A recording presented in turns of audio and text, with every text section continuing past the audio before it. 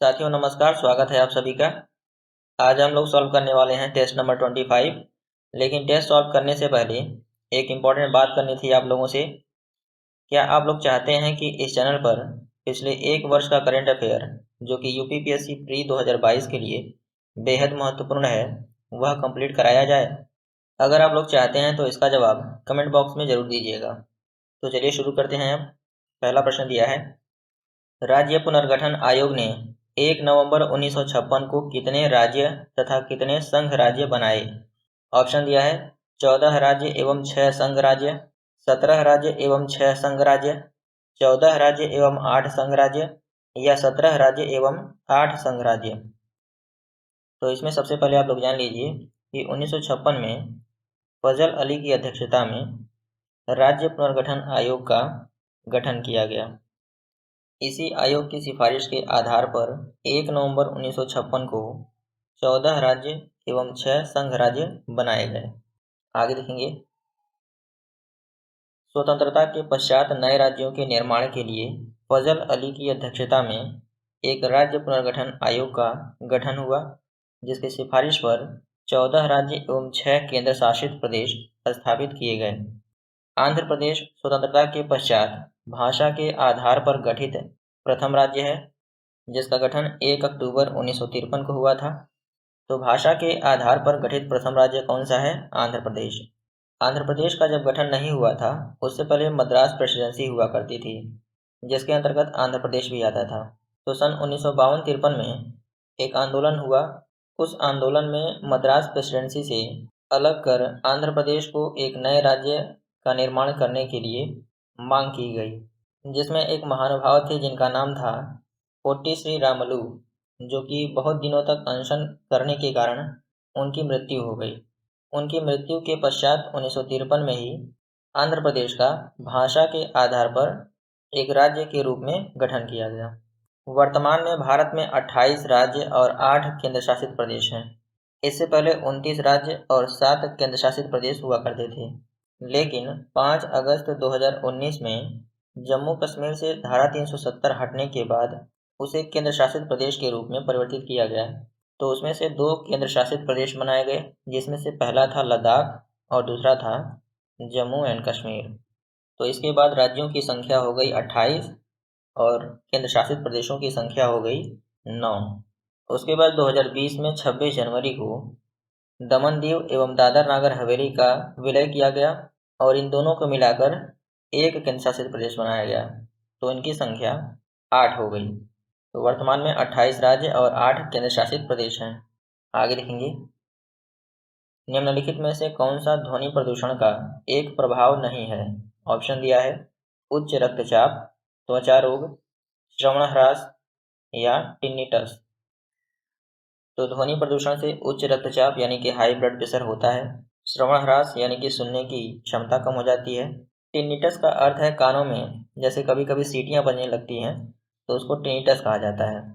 तो उच्च रक्तचाप, श्रवण ह्रास और टिनिटस होता है, जबकि त्वचा रोग ध्वनि प्रदूषण से नहीं होता है, यह वायु प्रदूषण से होता है।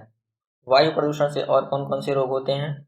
इससे हाइपरटेंशन होता है, फेफड़ों का कैंसर होता है, फेफड़ों का कैंसर होता है, और बच्चों में एक बहुत ही अजीब बीमारी होती है जिसका नाम है तीव्र श्वसन संक्रमण, जिससे बच्चे बहुत तेजी से सांस लेते हैं और कभी कभी इससे उनकी मृत्यु भी हो जाती है।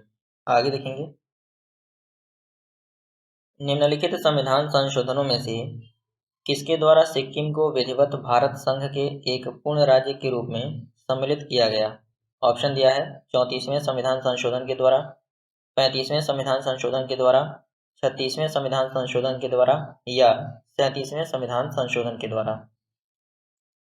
तो 35वें संविधान संशोधन के द्वारा सिक्किम को भारत में सहयुक्त राज्य के रूप में शामिल किया गया था, लेकिन 36वें संविधान संशोधन के द्वारा सिक्किम को पूर्ण राज्य का दर्जा दिया गया और सिक्किम को भारत का 22वां राज्य बनाया गया। अगला प्रश्न देखेंगे, निम्न में से कौन सा कथन असत्य है? ऑप्शन दिया है मैसूर राज्य का नया नाम तमिलनाडु रखा गया, गोवा को दमन एवं दीव से अलग किया गया, बम्बई राज्य गुजरात एवं महाराष्ट्र में विभाजित किया गया, या फिर हिमाचल प्रदेश पहले संघ शासित प्रदेश की सूची में था। तो हिमाचल प्रदेश अधिनियम 1970 के द्वारा हिमाचल प्रदेश को राज्य का दर्जा दिया गया। पहले यह केंद्र शासित प्रदेश हुआ करता था, तो ये विकल्प तो सही है, लेकिन प्रश्न में पूछा गया कि असत्य कौन है, तो इसमें हमें असत्य को ढूंढना है। तो बम्बई पुनर्गठन अधिनियम 1960 के द्वारा बम्बई को गुजरात एवं महाराष्ट्र में विभाजित किया गया, और गोवा, दमन और दीव पुनर्गठन अधिनियम 1987 के द्वारा गोवा को अलग किया गया। तो ये भी सही है और ये भी सही है, तो इस हिसाब से तीनों सही है और पहला असत्य है कि मैसूर राज्य का नया नाम तमिलनाडु रखा गया। तमिलनाडु नहीं रखा गया था, कर्नाटक रखा गया था, जो कि मैसूर राज्य अधिनियम 1973 के द्वारा इसका नाम परिवर्तित किया गया था। अगला प्रश्न देखेंगे, निम्नलिखित में से कौन सा विटामिन पानी में घुलनशील है? ऑप्शन दिया है विटामिन ए और विटामिन बी, विटामिन बी और विटामिन सी और विटामिन डी, या फिर विटामिन ए और विटामिन की। तो पानी में घुलनशील विटामिन कौन सा है? विटामिन बी और सी। विटामिन ए की कमी से होने वाला रोग रतौंधी है। विटामिन ए को रेटिनॉल भी कहते हैं। विटामिन बी की कमी से होने वाला रोग बेरीबेरी है। विटामिन बी को थायमिन भी कहा जाता है। विटामिन सी की कमी से होने वाला रोग स्कर्वी है, स्कर्विक एसिड भी कहा जाता है। विटामिन डी की कमी से होने वाला रोग रिकेट्स है। विटामिन डी को कैल्सीफेरॉल भी कहा जाता है। विटामिन ई की कमी से होने वाला रोग बांझपन है। विटामिन ई को टोकोफेरॉल भी कहा जाता है। और विटामिन के की कमी से होने वाला रोग हेमोरेजिक है। विटामिन के को फिलोक्विनोन भी कहा जाता है। और विटामिन के की कमी जब होती है तो खून का थक्का भी नहीं जमता है। अगला प्रश्न देखेंगे, कावेरी जल विवाद के अंतर्गत राज्य है। ऑप्शन दिया है कर्नाटक, महाराष्ट्र, गोवा, आंध्र प्रदेश। कर्नाटक, तमिलनाडु, महाराष्ट्र, केरल। कर्नाटक, तमिलनाडु, केरल, आंध्र प्रदेश, या कर्नाटक, तमिलनाडु, पुडुचेरी और केरल। तो कावेरी जल विवाद शुरू कैसे हुआ ये था कि 1892 और 1924 के बीच तत्कालीन मद्रास प्रेसिडेंसी एवं मैसूर के बीच मध्यस्थता हुई, और इस मध्यस्थता में समझौता हुआ कि ऊपरी तटवर्ती राज्य किसी भी प्रकार के जलाशय आदि का निर्माण कावेरी नदी पर निचले तटवर्ती राज्यों की सहमति के बिना नहीं बना सकते हैं। इस समझौते के होने के बावजूद भी 1974 में कर्नाटक ने तमिलनाडु की बिना सहमति लिए अपने 4 नए जलाशयों में पानी को मोड़ना शुरू कर दिया। किसकी पानी को? कावेरी नदी की पानी को, जिसका परिणाम यह हुआ कि विवाद और उत्पन्न हो गया। इसके बाद 1990 में कावेरी जल विवाद न्यायाधिकरण की स्थापना की गई, और इस न्यायाधिकरण ने 17 वर्ष बाद अपना निर्णय दिया, जो कि 4 तटवर्ती राज्य कर्नाटक, तमिलनाडु, पुडुचेरी और केरल, इन राज्यों को कितना कितना पानी मिलना चाहिए उसका निर्णय किया गया। तो यह टॉपिक काफ़ी लंबा है, यह विवाद बहुत दिनों तक चला और लगभग अभी भी चल ही रहा है, तो इस पर कभी और चर्चा किया जाएगा। फिलहाल इसका उत्तर है डी। अगला प्रश्न देखेंगे, शरीर में श्वेत रक्त कणों या WBCs का मुख्य कार्य है। ऑप्शन दिया है ऑक्सीजन का वहन करना, थक्का बनाने में सहायता करना, अधिक लाल रक्त कण उत्पन्न करना, या फिर रोगों के विरुद्ध शरीर का रक्षण करना। तो ऑक्सीजन का वहन शरीर में हीमोग्लोबिन द्वारा होता है, और रक्त का थक्का किसकी सहायता से बनता है? प्लेटलेट के द्वारा बनता है। अधिक लाल रक्त कण कौन उत्पन्न करता है? तो RBC करता है। और रोगों के विरुद्ध शरीर का रक्षण WBC करता है। आगे देखेंगे, WBC को ल्यूकोसाइट्स भी कहते हैं। मानव शरीर में इनकी संख्या 5 से 9,000 होती है। कुछ श्वेत रुधिर कणिकाओं के कोशिका द्रव्य में कण नहीं पाए जाते हैं, इन्हें एग्रेन्यूलोसाइट्स कहते हैं। यह 2 प्रकार के होते हैं, पहला है लिम्फोसाइट्स और दूसरा है मोनोसाइट। लिम्फोसाइट्स एंटीबॉडी का निर्माण करते हैं, जबकि अन्य श्वेत रुधिर कणिकाएं रोगों के विरुद्ध शरीर का रक्षण करती हैं। अगला प्रश्न देखेंगे, भारत में नागरिकता की निम्नलिखित विशेषताओं में से कौन सी सही है? ऑप्शन दिया है राज्य तथा राष्ट्र की दोहरी नागरिकता, राज्य की एकल नागरिकता, संपूर्ण भारत की एकल नागरिकता या फिर भारत और अन्य देशों की दोहरी नागरिकता। तो भारत में संपूर्ण भारत की एकल नागरिकता है। राज्य और राष्ट्र की दोहरी नागरिकता कहाँ मिलती है? तो अमेरिका में मिलती है।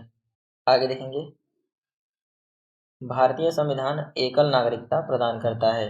भारत के प्रत्येक नागरिक की केवल एकल नागरिकता है और वह है भारतीय। अमेरिका की भांति संघ एवं राज्यों की दोहरी नागरिकता भारत में प्रचलित नहीं है। नागरिकता भारतीय संविधान के भाग 2 में है और अनुच्छेद 5 से 11 तक वर्णित है। अगला प्रश्न देखेंगे, तंबाकू में कौन सा रसायन पाया जाता है? ऑप्शन दिया है निकोटीन, थीन, कैफीन या प्यूरिन। तो इसका आंसर सिंपल है, निकोटीन पाया जाता है। थीन और कैफीन चाय में पाया जाता है और प्यूरिन मीट या अन्य जो एनिमल बेस्ड खाद्य पदार्थ होते हैं उनमें पाया जाता है। अगला प्रश्न देखेंगे, निम्न में से कौन नागरिकता के अर्जन हेतु शर्तों को नियत करने के लिए सक्षम है? ऑप्शन दिया है चुनाव आयोग, राष्ट्रपति, संसद एवं राज्यों की विधानसभा सम्मिलित रूप से में नहीं है या फिर संसद। तो नागरिकता आपको ना तो चुनाव आयोग देगा और ना ही राष्ट्रपति देंगे और ना ही संसद एवं राज्य की विधानसभा देगा केवल संसद। आगे देखेंगे, भारतीय संविधान के अनुच्छेद 11 में स्पष्ट किया गया है कि संसद को नागरिकता के बारे में विधि बनाने की संपूर्ण शक्ति होगी। इस शक्ति के प्रयोग में संसद ने नागरिकता अधिनियम 1955 अधिनियमित किया है, जिसमें नागरिकता के अर्जन है और समाप्ति के बारे में विस्तार से उपबंध किया गया है। नागरिकता अधिनियम 1955 की धारा 5(1)(a) के तहत पंजीकरण द्वारा भारतीय नागरिकता प्राप्त करने के लिए भारतीय मूल के व्यक्ति को भारत में 7 वर्ष बिताने होंगे। अगला प्रश्न देखेंगे, निम्नलिखित में से किसको संविधान द्वारा मौलिक अधिकारों को लागू करने की शक्ति दी गई है? ऑप्शन दिया है भारत के सभी न्यायालयों को, संसद को, राष्ट्रपति को या सर्वोच्च न्यायालय एवं उच्च न्यायालयों को।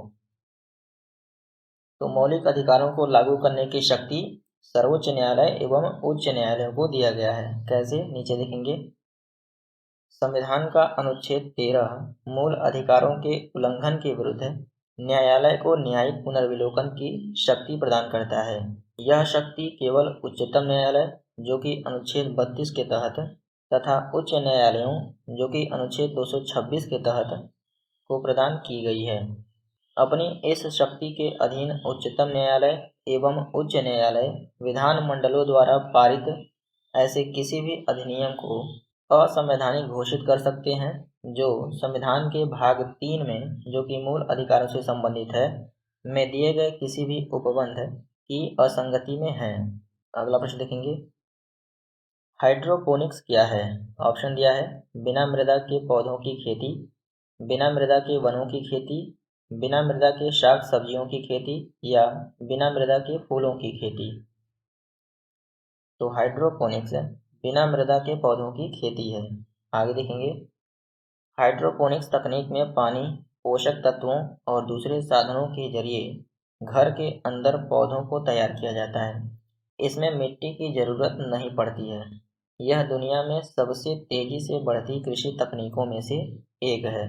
अमेरिका, ब्रिटेन और सिंगापुर समेत दुनिया के कई हिस्सों में इस तकनीकी का चलन काफ़ी तेज़ी से बढ़ रहा है। तो इसमें इतना ही था।